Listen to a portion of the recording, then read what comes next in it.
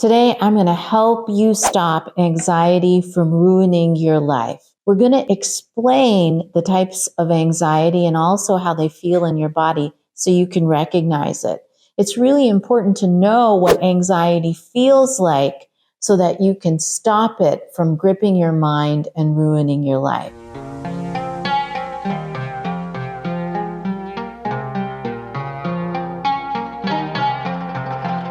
Essentially, there are two types of anxiety. The first one is adaptive, and it's excitement, it's newness, it's a little extra energy when you're meeting another person you haven't seen for a while, when you're doing something different, when you're experiencing something new in the world. It's just a feeling of excitement and anxiety.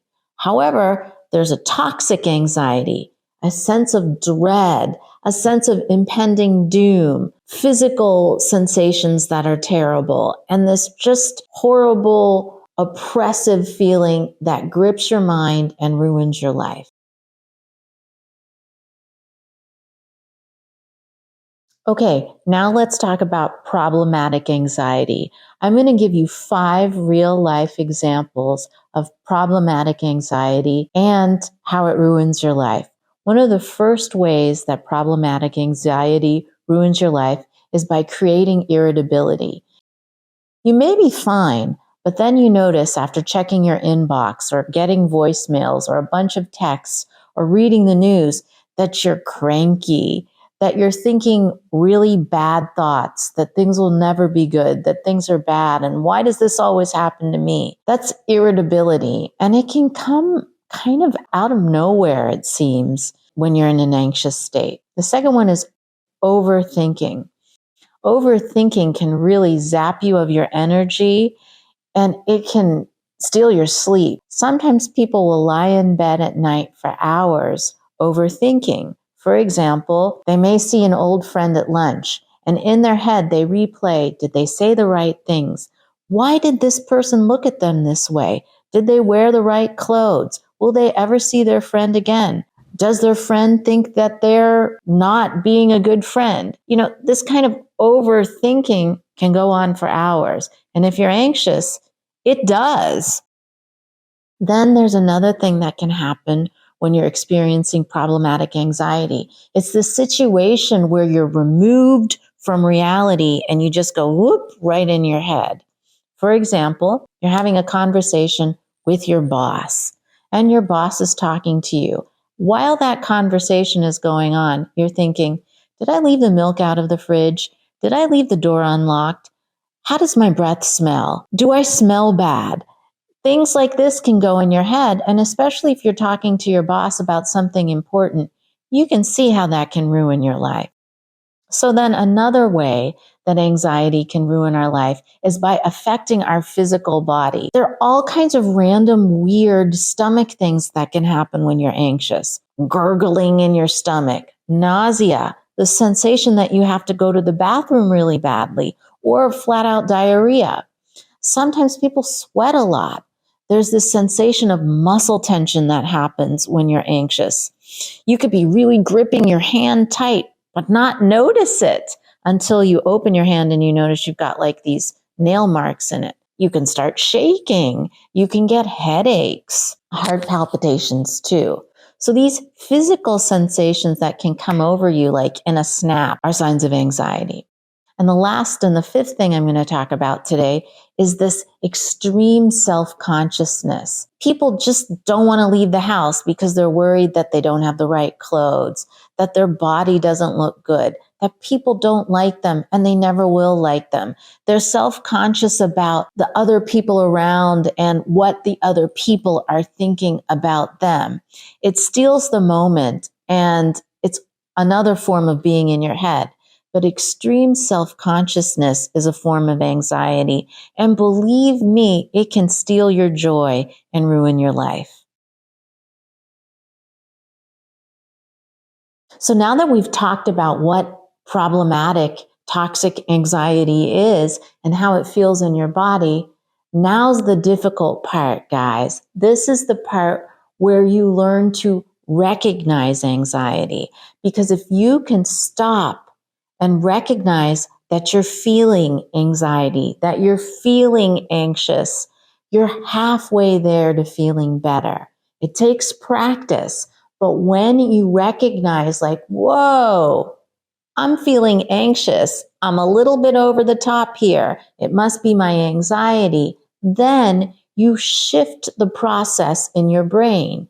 You go from the amygdala, which is experiencing irritability, weird sensations in your gut, sweating, dread. You go from the amygdala to the prefrontal cortex. When you go to the prefrontal cortex, you're able to problem solve, not just be in a hyper aroused, anxious state. So we go to observation. Well, we've made it this far, and now we're going to talk about the good stuff. I'm going to bring up 5 specific points that you can use in the moment or adapt in your lifestyle to stop anxiety from ruining your life. And this may be a good time to subscribe if you're finding any value in this content. How do you stop anxiety? Number 1, you breathe. It's easy, it's free, and it works. You stop, you notice that you're in an anxious state, and you breathe. Number 2, you take control of the moment and you say, I am enough. I am enough.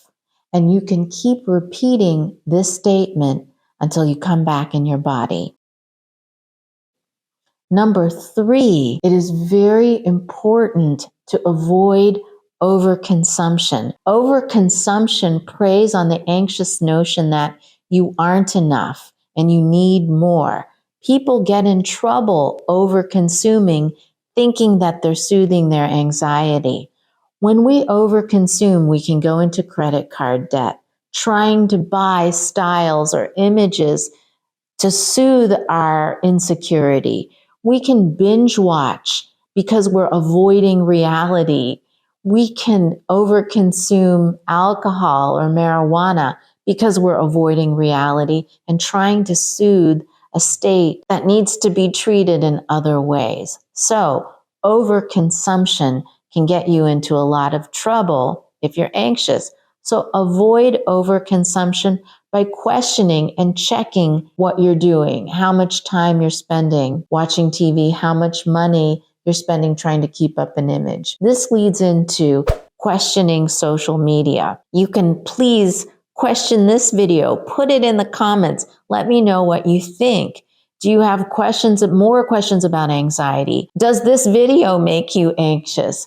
But questioning social media will put you ahead of the game. Instead of feeling overwhelmed or not good enough by lifestyle influencers or things that are being sold on the internet for huge amounts of money, places that people are going on vacation, you can just question it instead of just blindly accepting it and falling into anxiety. The last thing that I think will overall heal anxiety is by contributing to the world. The worst thing anxiety does is it takes you away from the ability to care for yourself, to be kind to yourself. When you are kind to yourself, you can take time to recognize your own precious uniqueness, what you bring to the world, what you have come to contribute. That feeling that you are contributing to the world, doing something important, something of value, is tremendously soothing. And it doesn't have to be something huge. It can be a simple, random act of kindness. And as we build those moments, we learn what makes us feel good and we ease our anxiety. I hope you've learned something. I hope you've had a good time watching this video. Please subscribe. Thanks for watching. Bye.